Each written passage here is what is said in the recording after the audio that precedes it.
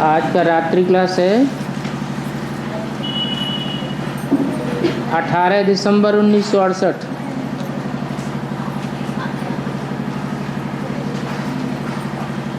अभी तुम बच्चों को सभी के ऑक्यूपेशन का पता पड़ा है।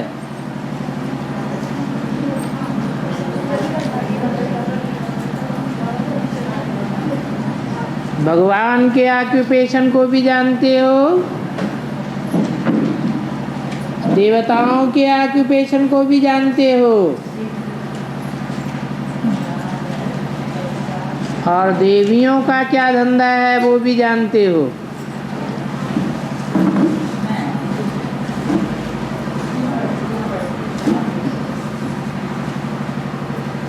धर्मपिताओं का क्या ऑक्यूपेशन है वो भी जानते हो, विद्वान पंडित आचार्यों का भी जानते हो।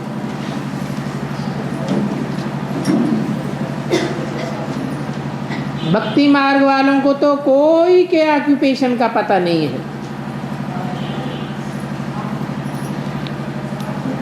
नहीं तो एक्टर्स को, ड्रामा के क्रिएटर, डायरेक्टर, मुख्य एक्टर्स का मालूम रहता है। हम सब आत्माएं एक्टर्स हैं ना।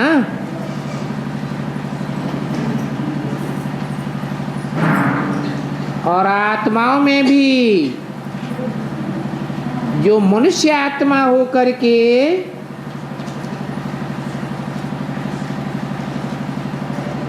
अगर न जाने तो इडियट ठहरेंगे।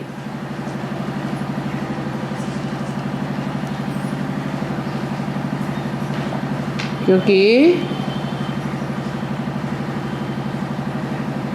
पशु पक्षी, पतंगे, कीटाणु, इन आत्माओं को तो मन नहीं होता है, बुद्धि नहीं होती है, और मनुष्यों को तो मन होता है। तो अभी तुम समझ करके मनुष्य से देवता बनते हो। अभी तुम जानते हो कि पहले हम भी इडियट बंदर थे,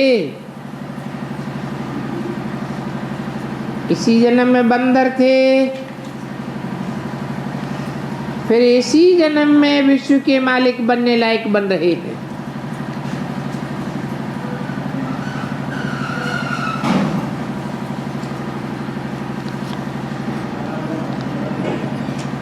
ये तुम जानते हो। ये ब्रह्मा भी नहीं जानता। क्या? कि हम इसी जन्म में विश्व के मालिक बनेंगे। जानता?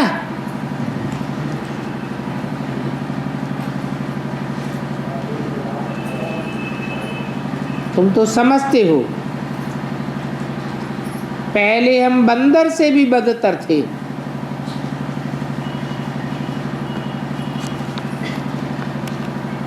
कहते हैं ना तुम तो गधे हो।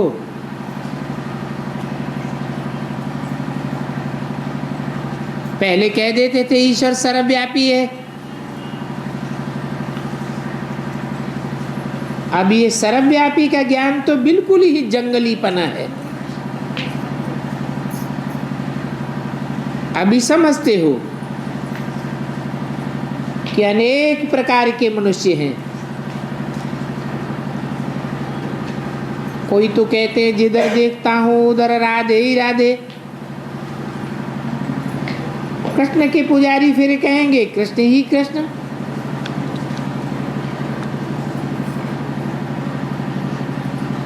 भक्ति मार्ग है ना, अनेकों की पूजा होती है। अभी तुम्हारी बुद्धि कहाँ जाती है? हम नई दुनिया में आवेंगे, वहां तो कोई मंदिर नहीं होगा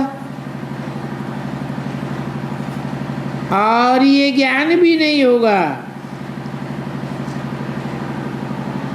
क्योंकि ज्ञान तो है ही पुरानी दुनिया से नई दुनिया में जाने के लिए।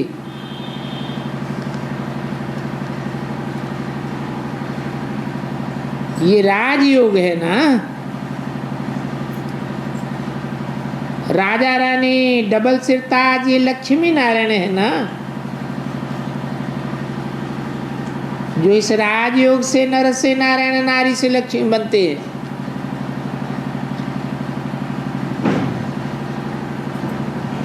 परंतु दुनिया के मनुष्य बेचारे कुछ भी नहीं समझते।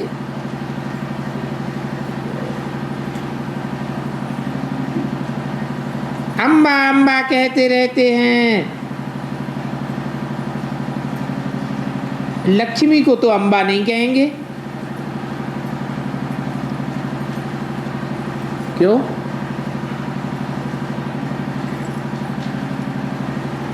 लक्ष्मी को अम्बा क्यों नहीं कहेंगे?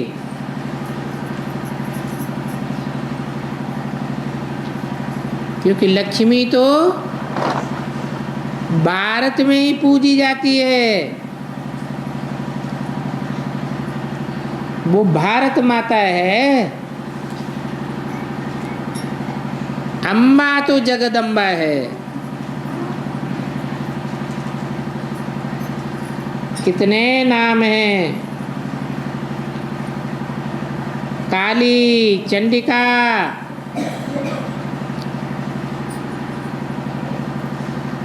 अब इन ढेर के ढेर नामों को तुम बच्चे तो भूलते जाते हो।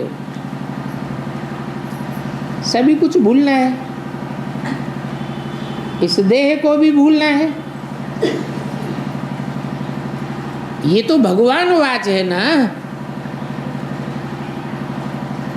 कि अपन को आत्मा समझ, सिर्फ मुझे आत्मा के बाप परम पिता परमात्मा को याद करो।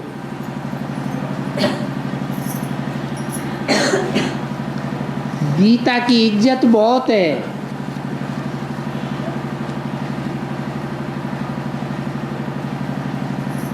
दुनिया में जितने भी धर्म ग्रंथ हैं, उन सब धर्म ग्रंथों के बीच गीता की मान्यता बहुत है। बहुत माताएं भी गीता का अर्थ संस्कृत में बैठ सुनाती है। सुनाने वाले भिन्न भिन्न प्रकार के हैं।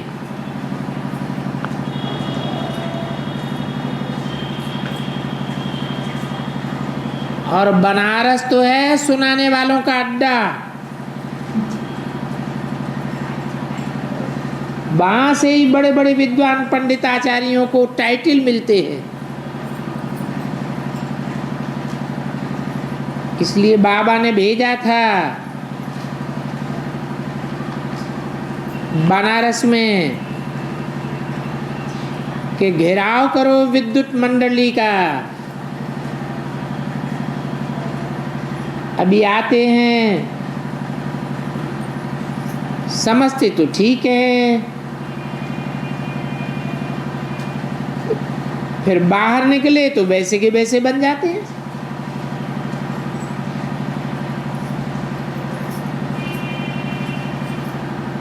तो बच्चे ख्याल करते हैं, अब क्या करें।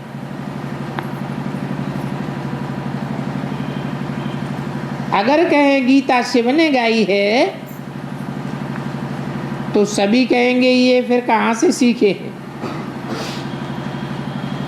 अब बच्चे तो समझते हैं ये तो पढ़ाई है। पढ़ाई में अंधश्रद्धा की तो बात होती नहीं है।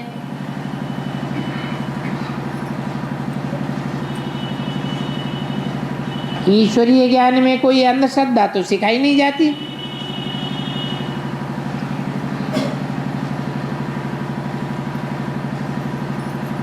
गीतापति भगवान कहा जाता है।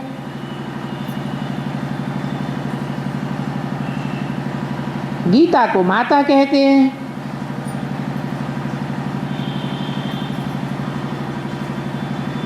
अब गीतापति भगवान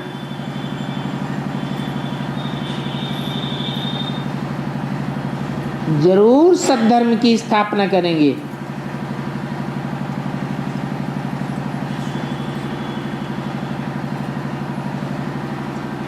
वो तो निराकार ही है।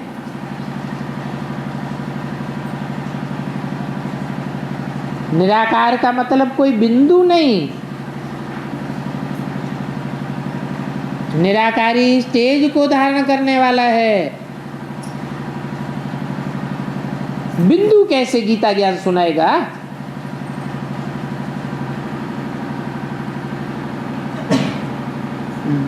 गीता ज्ञान की अहम ऑब्जेक्ट भी है।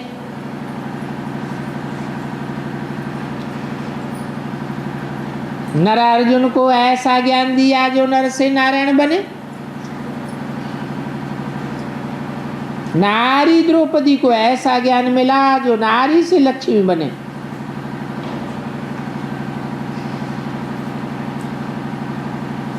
परंतु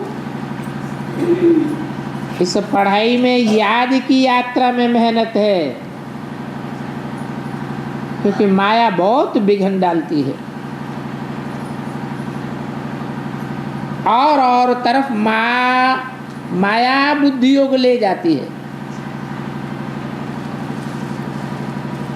मना माया आ गई,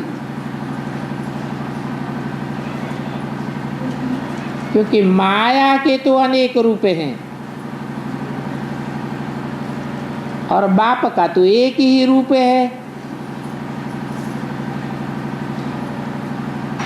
अनेक रूपों में बुद्धि जाने से माया खींचती जरूर है। तो पुरुषार्थ करने में टाइम लग जाता है।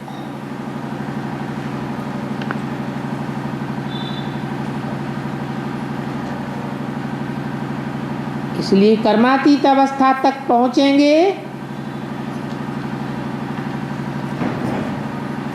इसमें माया वायलोरा डालती है। पहुंचते तो कल्प कल्प हैं, जब कर्मातीत अवस्था को हम पहुंचते हैं तो लड़ाई लग जाएगी। तुम सतो प्रधान बनते हो तो तुम्हारे लिए नई दुनिया जरूर चाहिए।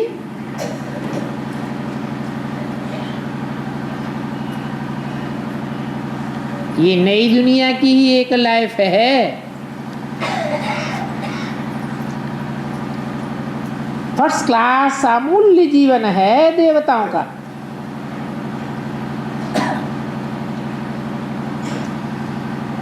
और इसकी नॉलेज ईश्वर ही आकर के देते हैं।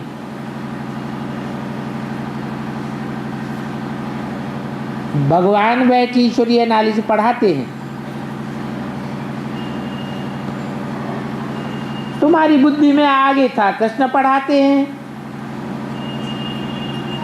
परंतु अभी तो तुम शिव बाबा को याद करते हो। परंतु ये बात बुद्धि में बैठे कि वो शिव इतनी छोटी बिंदी है,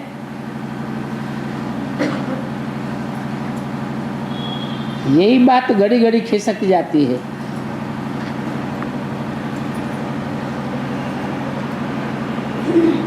बुद्धि में अच्छी रीते बैठती नहीं, बड़ी समझानी लेते हैं। भक्ति मार्ग में शिवलिंग को बड़ा कर दिया है।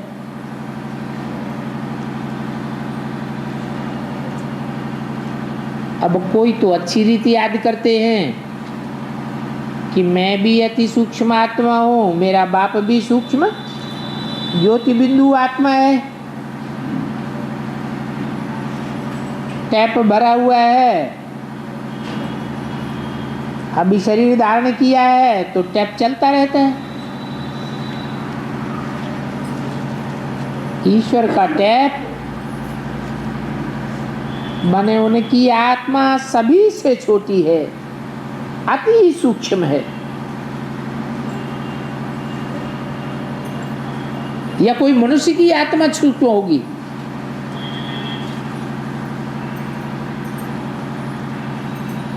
मनुष्यों की आत्मा सूक्ष्म होगी या ईश्वर की आत्मा सूक्ष्म होगी? है ईश्वर की आत्मा अति सूक्ष्म है, उनकी है नॉलेज की एक्टिविटी। बाप नॉलेज सुनाते हैं तो जरूर उनकी आत्मा में नॉलेज सुनाने का वो रिकॉर्ड भरा हुआ है।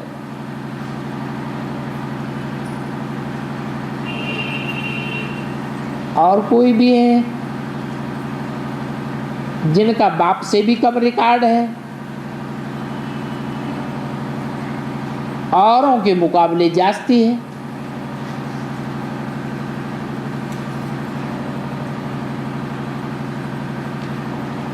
ये सभी बातें तुम ईश्वरीय ज्ञान से समझते हो। मनुष्य बेचारे क्या जाने, तुम तो समझते हो परमात्मा ऊंचे ऊंचे है, उनमें सारी नॉलेज है, क्योंकि उनको नॉलेजफुल कहते हैं। तुम्हारी जो आत्मा है उनका रिकॉर्ड पीरियड बड़ा है, और धर्म वालों की आत्मा का रिकॉर्ड पीरियड छोटा है। तुम्हारा कितना है?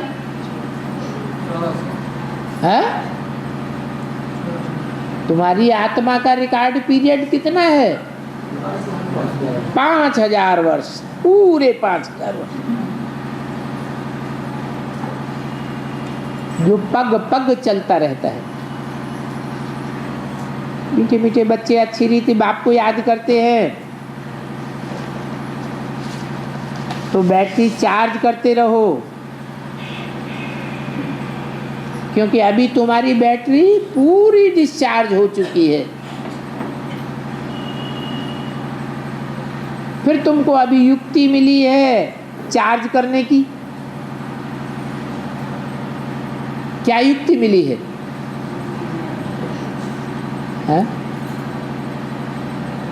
अरे युक्ति भूल गए है। इंद्रियां मिली हुई है ना, 11 इंद्रियां हैं। 10 इंद्रियों को तो जानते ही हैं, लेकिन उन 10 इंद्रियों को चलाने वाली मुख्य इंद्रिय मुखिया है मन।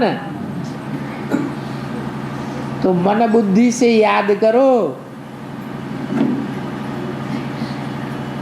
यही तुमको याद करने की युक्ति मिली हुई है। लेकिन मन बुद्धि से भी याद कब करेंगे?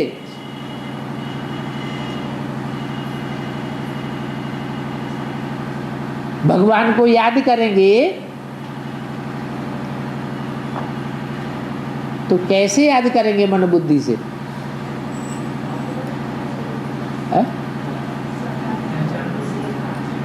अरे कानों से सुना होगा, भगवान की बात को तो याद करेंगे ना। माँ होती है, बच्चे की तोतली बातें सुनती है तो बच्चे की तोतली बातें याद आती है ना। बच्चे को कैसे याद करती है? तोतली बातें याद आती है। बच्चे का रूप आंखों से देखा है तो याद आता है। तो मन बुद्धि से तो तुम याद करेंगे, ये तो युक्ति है। लेकिन याद भी कैसे आवेगी? जब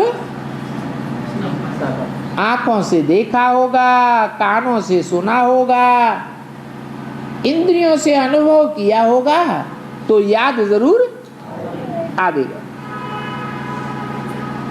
तो तुमको अभी युक्ति मिली है याद करने की, और दुनिया वालों को याद करने की युक्ति नहीं मिली है।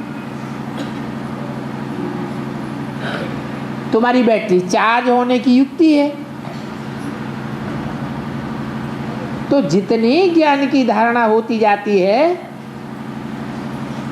उतनी ही तुम दूसरों की सर्विस करते हो। वो बाप बागबान भी है, माली भी है। बाप हर एक की धारणा को अच्छी रीति समझ सकते हैं, परंतु अभी एक एक का बतलाते नहीं हैं। कहीं फंक न हो जावे। इस समय माताएं जास्ती सर्विस करती हैं।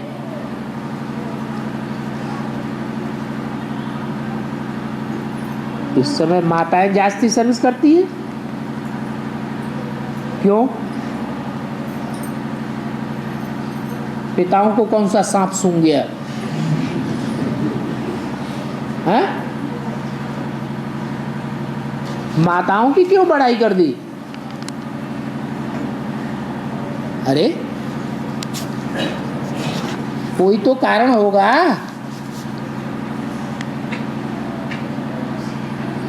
हैं? और कन्याओं को भी छोड़ दिया। माताएं जास्ती सर्विस क्यों करती हैं? क्योंकि कन्याओं माताओं में प्योरिटी का वाइब्रेशन ज़्यादा रहता है। तो जिनमें प्योरिटी है वो यूनिटी भी बनाए लेती हैं। जिनमें प्योरिटी कम है तो यूनिटी अर्थात ईश्वरीय संगठन कम बनाए पाते हैं। तो माताओं को रिगार्ड देना है। पुरुष तो भक्ति मार्ग से ही शास्त्र आदि बहुत सुनाते आए।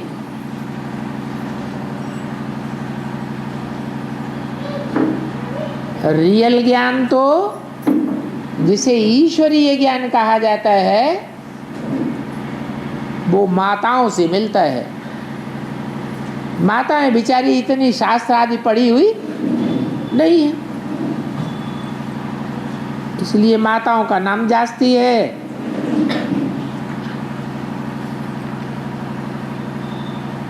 तो तुम बच्चे एक धर्म की स्थापना करते हो, ये नशा रहना चाहिए। ये क्या बात हुई? माताओं की बात हो रही थी।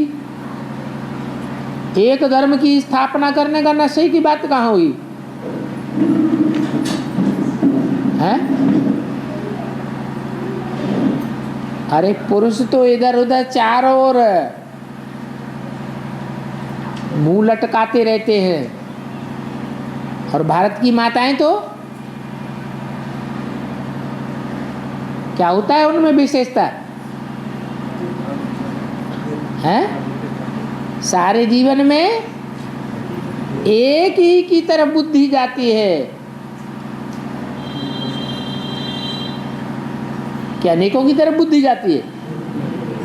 तो उनको तो आदत पड़ी हुई है। क्या जो आदत ज्ञान में जाके के और पक्की हो जाती है। मेरा तो एक शिव बाबा, दूसरा न कोई। तो तुम असल में एक धर्म की स्थापना करते हो। कौन? माताएं। ये तुमको नशा रहना चाहिए कि हम एक सद्धर्म की स्थापना करने वाले हैं।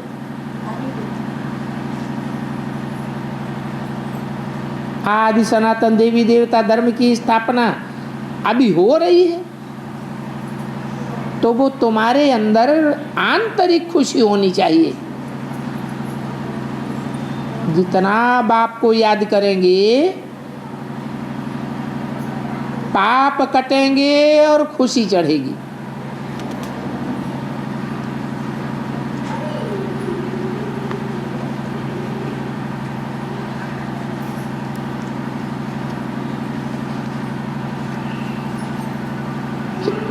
जो भी टाइम मिले ये प्रैक्टिस करनी है। बाप से हमको विश्व की बादशाही मिलती है, यही याद आती रहे तो बहुत भाग्यशाली हो। ज्ञान मानसरोवर में टुबका मारने से ज्ञान परी बन जावेंगे।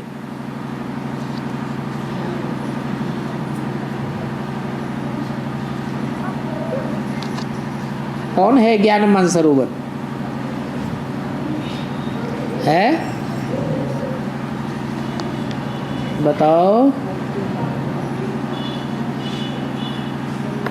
अरे ज्ञान सागर कौन है? ज्ञान मानसरोवर कौन है? ज्ञान गंगा कौन है? ज्ञान जमुना कौन है? हैं तो अलग अलग ना।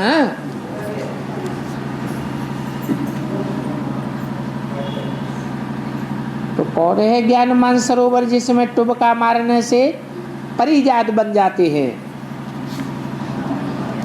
एक तालाब है जिसके लिए वो कहते हैं कि टुबका लगाने से ही मनुष्य परिजात बन जाते हैं।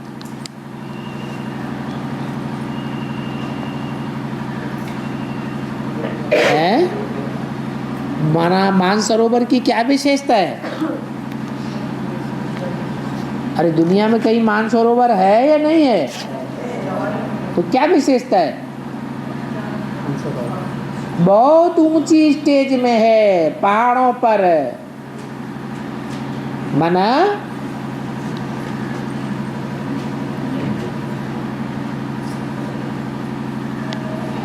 ऐसा पुरुषार्थ करने वाला जिसकी पुरुषार्थ की स्टेज ऊंची है और उसमें जो जल भरा हुआ है वो गंदला जल है या ट्रांसपेरेंट स्वच्छ जल है? स्वच्छ जल भरा हुआ है।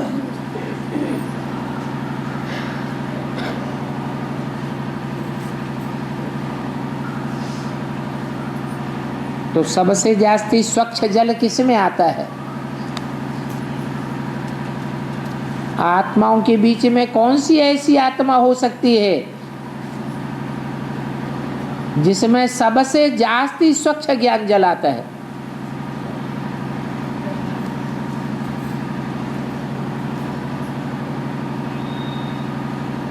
ईश्वर शिव तो है ज्ञान सागर, लेकिन उस ज्ञान सागर का सबसे जास्ती स्वच्छ जल किस तालाब में इकट्ठा होता है? मानसरोवर। तो वो कोई आत्मा की बात होगी ना, है जिसमें शिव बाप मुकर्रर रूप से प्रवेश करते हैं। रंगून में भी एक तालाब है।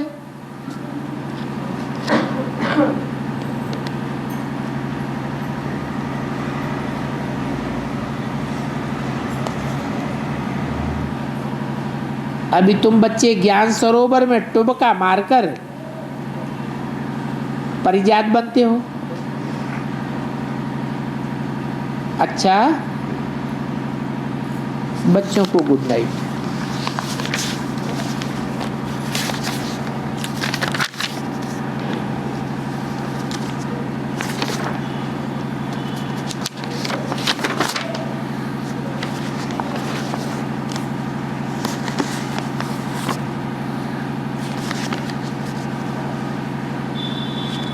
अगला रात्रि क्लास है 20/12/68।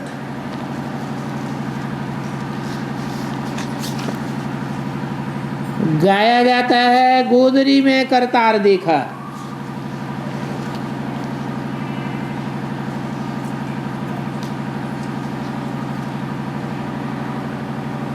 ये शरीर तो बड़ा है,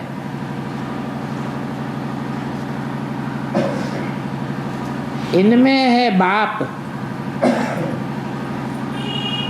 इनको गोदरी कहते हैं।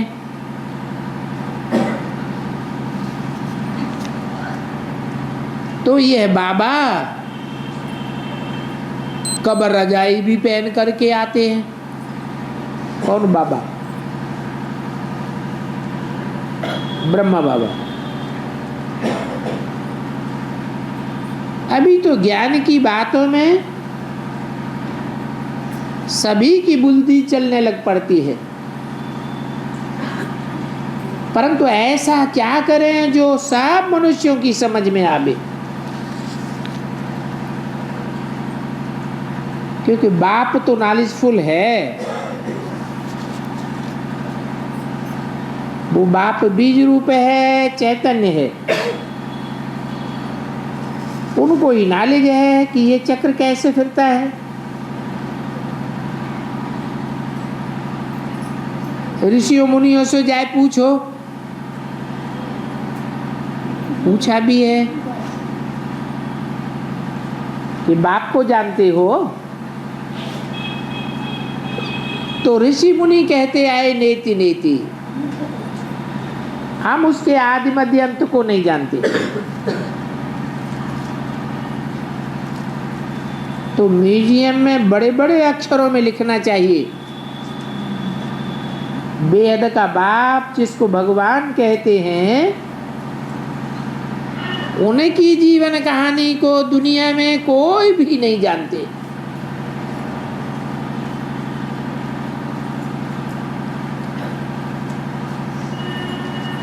जो बहुत पुराना होता है, बहुत साल बीत गए हों, लंबा टाइम हो गया हो, युगों बीत गए, तो उसकी हिस्ट्री कभी मिलेगी क्या? नहीं मिलती। जैसे और धर्म पिताओं के बारे में तो बहुत कुछ जानते हैं। इब्राहिम के बारे में जो इस्लाम धर्म का मुखिया है, धर्म पिता है, उसके बारे में कोई कुछ जानते ही नहीं, बहुत थोड़ा बताते हैं। अब इब्राहिम तो 2500 साल पहले आया। जो और धर्म आए हैं, द्वैतवादी धर्म आए हैं, दो बातें फैलाने वाले धर्म आए हैं, वो कितने साल के अंदर आए? 2500 साल के अंदर आए। तो द्वैतवाद फैलने से दुनिया में अंधेरा हो गया। एक ने एक बात कही, दूसरे ने दूसरी बात कही, एक ने एक रास्ता बताया, दूसरे ने दूसरा बताया, तीसरे ने तीसरा बताया। मनुष्य बेचारे चक्कर में फंस गए। जैसे कि आंखों के आगे अंधियारा आ जाता है।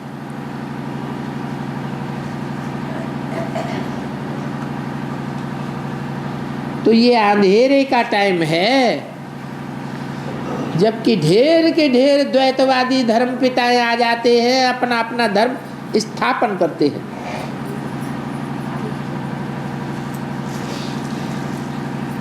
ये है रात जो शास्त्रों में गाई हुई है, ब्रह्मा की रात।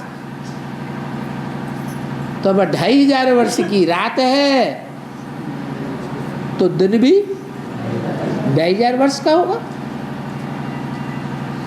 वो दिन के बारे में किसी को पता ही नहीं है। 2500 वर्ष का दिन गाते हैं, त्रेता में राम हुए, रावण को मारा, रामायण लिख दी। सतयुग में देवताएं हुए, असुर हुए, लड़ाई लगी। अब जिस दुनिया में देवताएं होंगे, वहां राक्षस कहां से आ जाएंगे? एक तरफ राम राज्य का इतना गायन करते हैं और दूसरी तरफ कहते हैं राम का रावण से युद्ध हुआ। जब दुनिया में राम राज्य था, तो रावण का राज्य कैसे पनप सकता है? इस बात का मनुष्यों को तो पता ही नहीं है।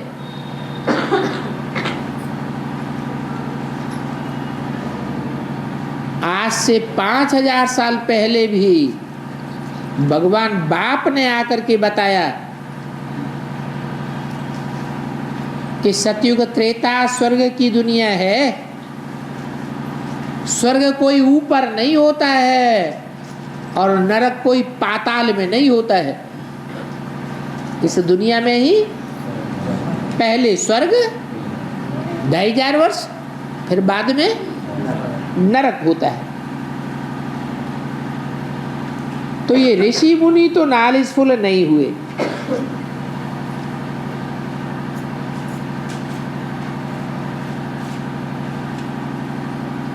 बाप को ही नॉलेज है कि ये चक्र कैसे फिरता है।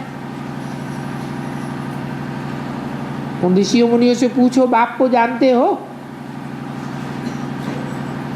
तो कहेंगे हम नहीं जानते। तो म्यूजियम में बड़े बड़े अक्षरों में लिखना चाहिए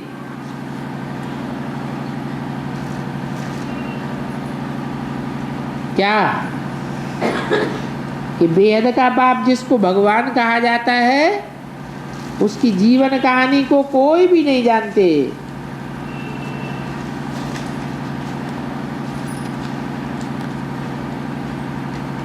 वो आता ही है सनातन धर्म स्थापन करने। सनातन माने ही पुराना, तो स्थापन करने वाला और ज्यादा पुराना हुआ या नया हुआ? तो और ही पुराना है, जिसके बारे में कोई नहीं जानते। गायन करते हैं परंतु कब आए वो नहीं जानते। सब अज्ञान की नींद में सोए पड़े हैं। अभी तुम भी जानते हो कि पहले हम भी बाप को नहीं जानते थे।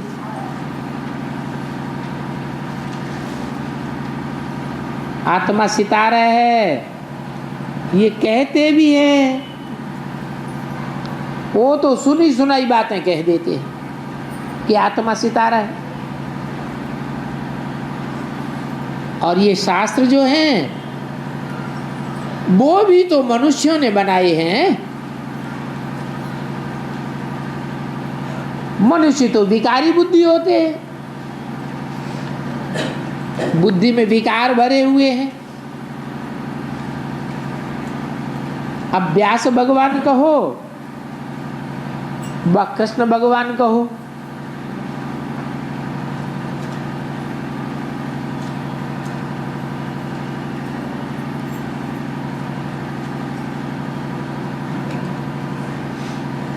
किसे कहें? किसको कहा जाए व्यास भगवान? भगवान किसको कहा जाए? अगर व्यास को कहें तो व्यास तो द्वापर के आदि में शास्त्र बनाए गए। अगर कृष्ण को कहें तो कृष्ण तो 16 कला संपूर्ण। भगवान को भी बंधन में बांधा जाएगा क्या? कलाओं में बंधता है क्या? एक तरफ कहते हैं कला की कल्याण कल्पांतकारी, वो कलातीत है। दूसरी तरफ कहते हैं कि वो 16 कला संपूर्ण है। राम 14 कला संपूर्ण है, वो भी भगवान।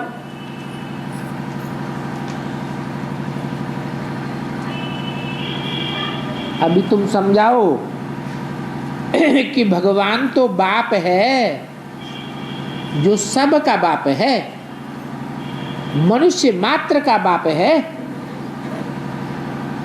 सभी आत्माओं का बाप है। सिर्फ मनुष्य आत्माओं का ही नहीं, कीट पशु पक्षी पतंगे सबका बाप है। व्यास भगवान के शास्त्रों को बैठ बाप सिद्ध करके बताते हैं। क्या कहा?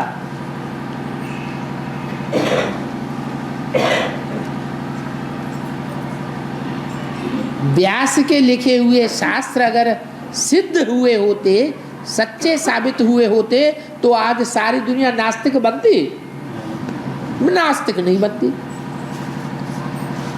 सिद्ध नहीं हुए, सच्चे साबित नहीं हुए, कोई सच्चा साबित कर ही नहीं सका।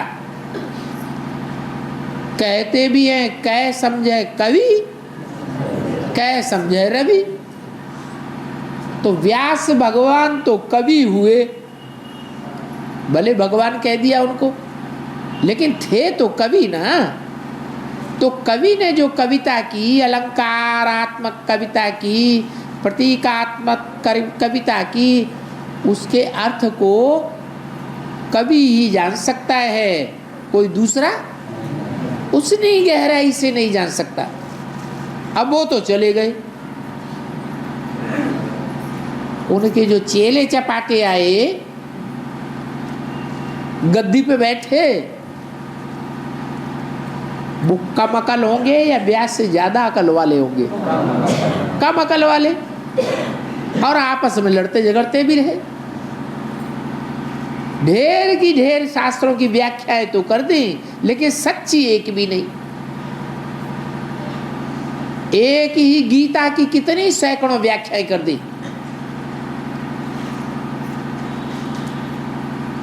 परंतु सच्ची एक भी साबित नहीं होती।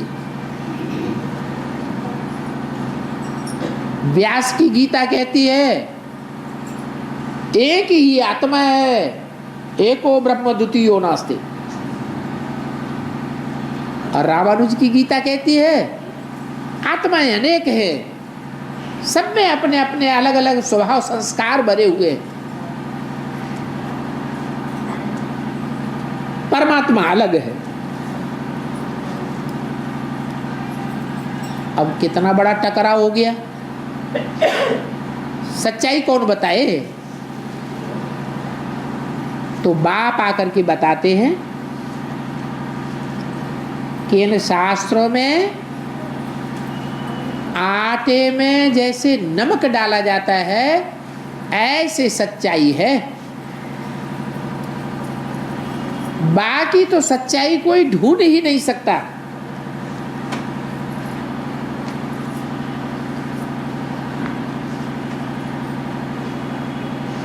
शास्त्रों में जो जो सच्चाई है उन शास्त्रों को मैं सिद्ध करके बताता हूं। बात भी समझ में आती है। जब एक ही गीता की सैकड़ों टीकाएं हो सकती हैं अपने अपने धर्म मठ पंथ के अनुसार, तो वो गीता की ईश्वरीय ज्ञान के अनुसार टीका नहीं हो सकती, नहीं हो सकती। अरे हो सकती कि नहीं? हो सकती है।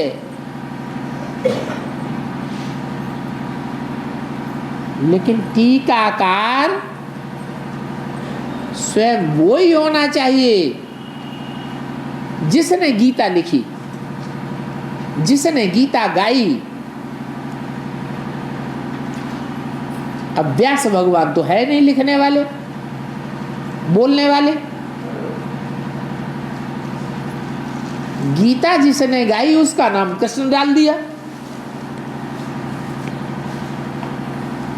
जो खुद नर से नारायण बनता है, कहते भी हे कृष्ण नारायण वासुदेव, तो नारायण और कृष्ण अलग अलग हुए या एक ही हुआ? तो एक ही हो गया। पहले नर था, कृष्ण भी क्या था? पहले नर था। उस नर को भगवान ने आकर के, निराकार भगवान ने आकर के ज्ञान दिया। और निराकार कैसे ज्ञान देगा? जरूर प्रवेश करेगा।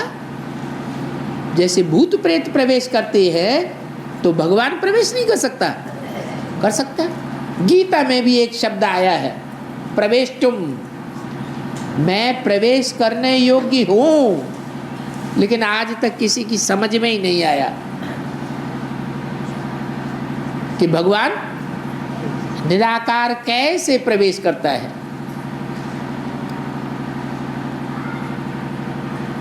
अब मनुष्य आत्माएं भूत प्रेत बनते हैं उनकी प्रवेशता में, और भगवान की प्रवेशता में अंतर तो होगा या नहीं होगा?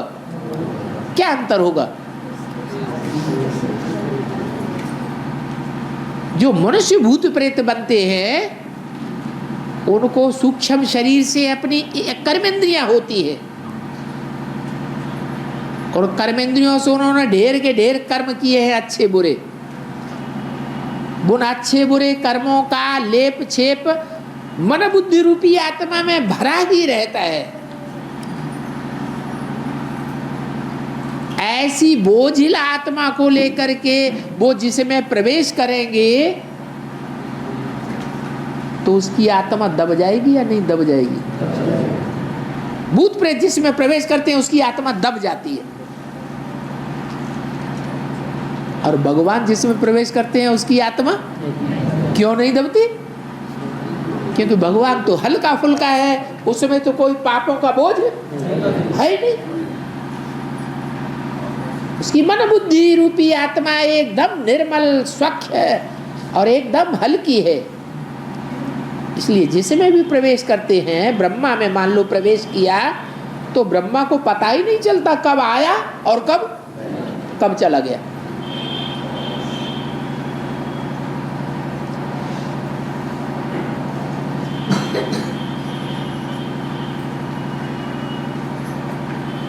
तो शास्त्रों में आटे में लून मिसल सच्चाई है जो मनुष्यों के पल्ले पड़ती है। आटे में नमक डालते हैं ना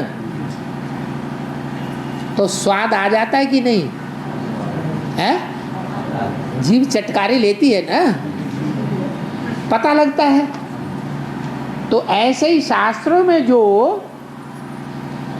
आटे में नमक मिसल सच्चाई है वो सबको अनुभव तो होती है उतनी उतनी बस। बाकी असलियत क्या क्या है वो कोई भी जानता नहीं, भगवान ही आकर के बताता है।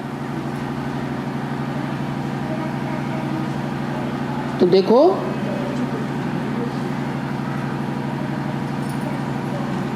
शिव ही पुराने ते पुराना है। सबसे पुराना कौन है? जो भी मूर्तियां मिली हैं दुनिया में, उन मूर्तियों में भी सबसे पुरानी मूर्ति किसकी मिली? शिवलिंग। उसके बाद नग्न मूर्ति शंकर की।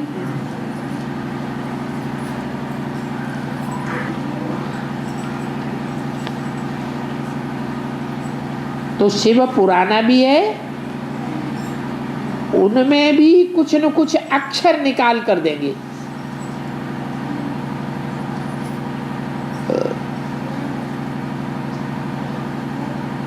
बच्चे समझते हैं, बाप सभी वेदों शास्त्रों का सार बताते हैं।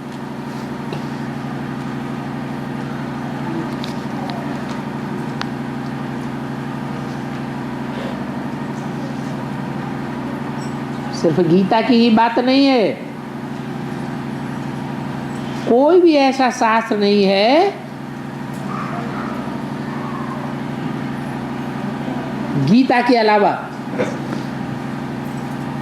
जिसमें भगवान वाच हो। है कोई?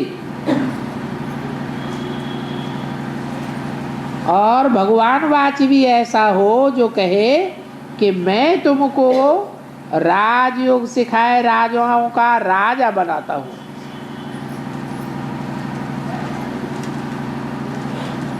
ये लक्ष्मी नारायण सतयुग के मालिक है ना। तो इस बात से ही सिद्ध होता है कि सबसे श्रेष्ठ युग कौन सा है? जिसमें सत्य ही सत्य भरा हुआ है। नाम ही क्या है? सत्य युग। तो ये लक्ष्मी नारायण सतयुग के मालिक किसने बनाए? बनाने वाला भी जरूर सच्चा होगा या झूठा होगा? सच्चे ते सच्चा एक शिव बाबा ही है, बाकी तो सारी दुनिया उसके मुकाबले झूठ ही है। मना शिव बाबा कब आते हैं?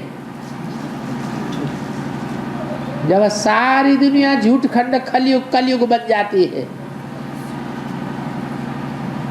तब कलयुग के अंत में शिव बाबा जो सच खंड स्थापन करने वाला है, सच बोलने वाला है,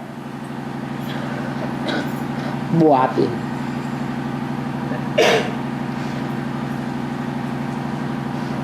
तो इससे सिद्ध हो जाता है कि सत्य चित्त आनंद जिस भगवान को कहा जाता है वो ही आकर के राजयोग सिखाते हैं और नई दुनिया स्थापन करते हैं। जिस नई दुनिया को स्वर्ग कहा जाता है, सब धर्म वाले जैसे मुसलमान क्या कहते हैं उसे, जन्नत। अंग्रेज लोग क्या कहते हैं, पैराडाइज। सब धर्म वाले स्वर्ग को मानते तो हैं ना, लेकिन स्वर्ग किसने बनाया ये नहीं जानते। अपने धर्म पिता को बहुत मान देंगे, लेकिन धर्म पिता स्वर्ग बनाते हैं कि और ही दुनिया नरक बनती से आती है। दुनिया तो और ही नरक बनती जाती है। तो साबित होता है उन धर्म पिताओं का भी बाप है कोई, जिसको बापों का बाप कहा जाता है, जो नई दुनिया स्थापन करते हैं। कब करते हैं, कलयुग के अंत और सतयुग के आदि के टाइम पर, जिसे संगम युग कहा जाता है, पुरुषोत्तम संगम युग। ऊंच से ऊंच बनने का युग।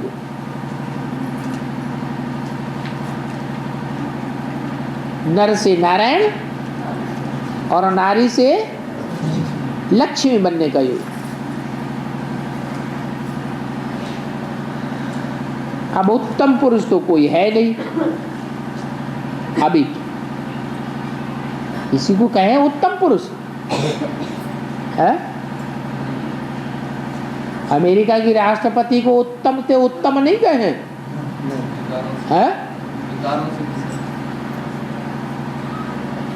परमात्मा बैठ तुमको उत्तम बनाते हैं। तो हर एक पॉइंट है समझने का। कल्प 5-4 वर्ष का है और राजयोग कोई मनुष्य नहीं सिखा सकता। क्यों? मनुष्य क्यों नहीं सिखा सकता है?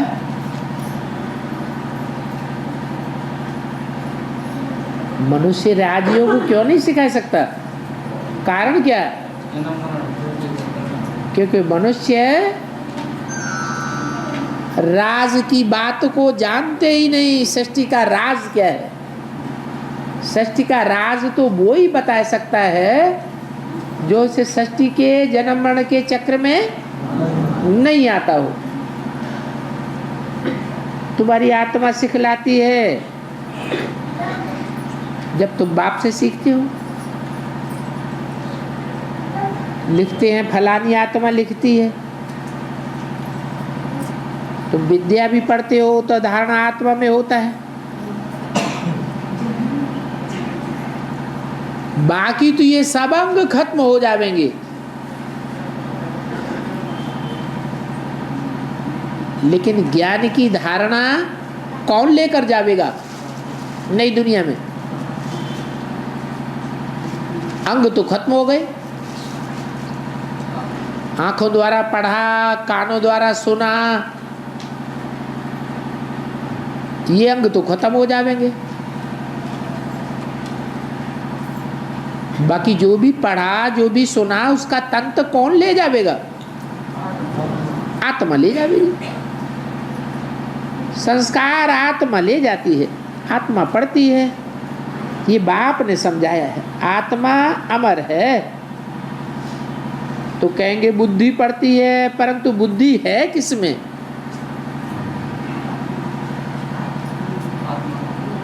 मनुष्य आत्मा में ही बुद्धि है।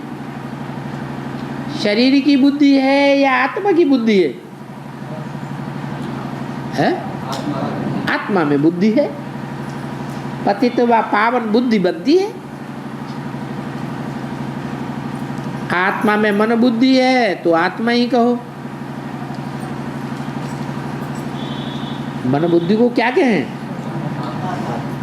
हैं? आत्मा ही कहें। इसलिए वेदों में भी ये ऋचा आई है, मनरेव आत्मा। आत्मा क्या है? मन ही आत्मा है। हमारी आत्मा इस समय पतित है, इसलिए बुलाते हैं। आत्मा गोल्डन एज है तो शरीर भी गोल्डन मिल जाता है। तो ऐसी ऐसी टॉपिक्स निकालनी चाहिए और हर एक अपना अपना टॉपिक उठा ले और उस टॉपिक पर दूसरों को ओरली बैठ समझावे। पढ़ने का नहीं है, ओरली समझावे। टाइम तो देते हैं ना, फलाने का भाषण इतनी देर होगा, फिर फलाने का भाषण इतनी देर होगा। लिखत में नहीं हो, पढ़कर सुनाना शोभता नहीं है, वो कोई नेचुरल नहीं हुआ,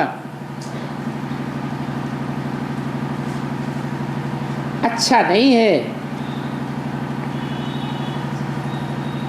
जो बेबियां होंगी वो ऐसे करेंगी। तो बच्चों को ओरली भाषण करना चाहिए। बाबा क्या उठाते हैं? कुछ भी नहीं।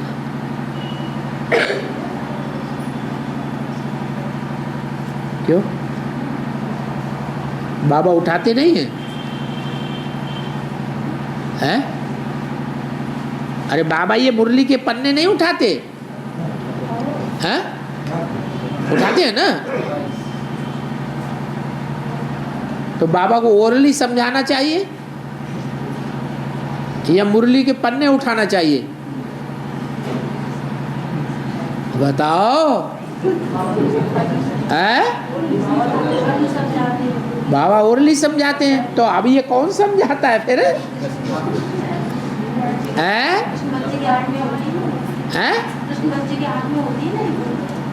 हाँ, माता जी बहुत चालाक है। कहती हैं कृष्ण बच्चे की जो आत्मा पढ़ती है ना, तो पढ़ने वाला जो बच्चा है, स्टूडेंट है, वो किताब हाथ में लेता है, उसकी आत्मा हाथों से किताब पकड़ती है और शिव बाबा ओरली समझाते हैं। शिव बाबा समझाने के लिए मुख का और आँखों का उपयोग किताब की ओर नहीं धारण करते। शिव बाबा डायरेक्ट समझाते हैं और कृष्ण की आत्मा मुरली पढ़ती है। खूब बनाई बात। तो बाबा क्या उठाते हैं? कुछ भी नहीं। आदि में भी बाबा कितना गीता पढ़ते थे। कौन से बाबा की बात बताई?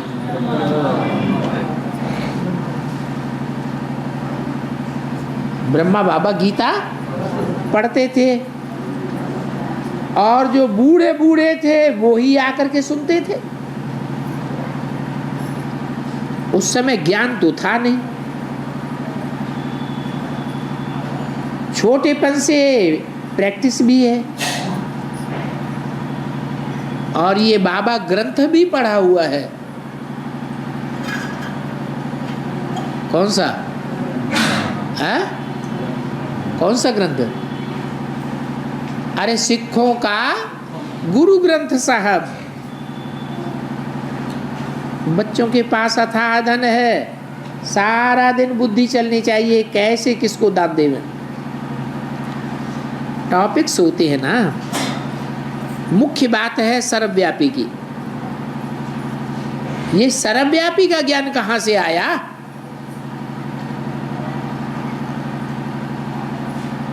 गीता में अक्षर है।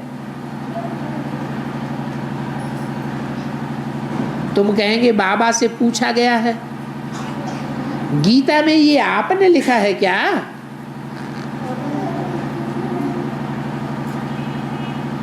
कहा नहीं बच्चे, मैंने नहीं लिखा, ये तो मनुष्य मत है। भक्ति मार्ग में आधा कल्प मनुष्य मत और आधा कल्प रावण की मत।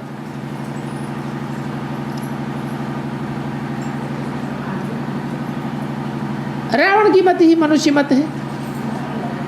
अभी तुमको तो श्रीमत मिलती है।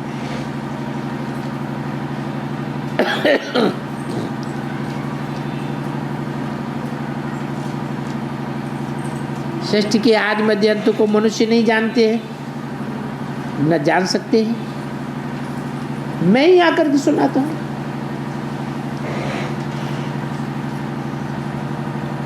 आदि सनातन देवी देवता धर्म किसने स्थापन किया, ये भी कोई नहीं जानते।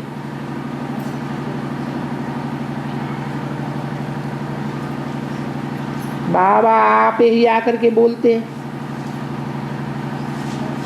बताते हैं। कृष्ण तो सतयुग का पहला प्रिंस है।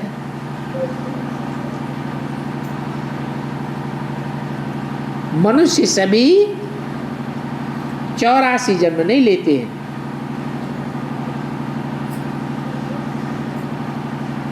84 जन्म तो देव आत्माएं लेती हैं। ऐसे ऐसे बहुत टॉपिक्स निकाल करके सहज सहज समझा सकते हैं। अच्छा, ओम शांति।